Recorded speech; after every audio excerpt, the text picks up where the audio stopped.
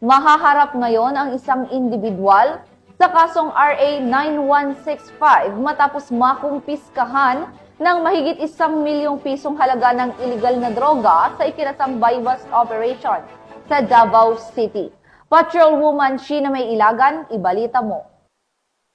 Akusado ng PNP ang individual sa sinagawang bypass operation sa Purukwan Hilltop, Barangay Langob, Davao City nito lamang Enero taong kasalukuyan.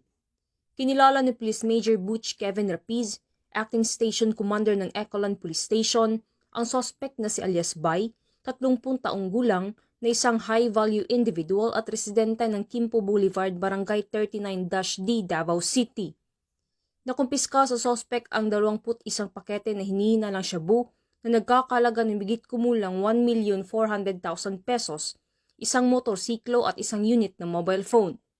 Ang suspect ay nasa kusdiyan ng sabing stasyon at naharap sa kasong paglabag sa Republic Act 9165 o Comprehensive Dangerous Drugs Act of 2002. Samantala, ang Police Regional Office 11 ay patuloy na pinapaigting ang laban kontra kriminalidad alinsod sa kampanya ng Bagong Pilipinas na panatili ng kapayapaan at kaayusan tungo sa pagsulong ng bansa. Mula dito sa Police Regional Office 11, ako inyong PN Correspondent, Patrolwoman Sheena May Ilagan, alagad ng batas tagataguyod ng Balitang Pulis.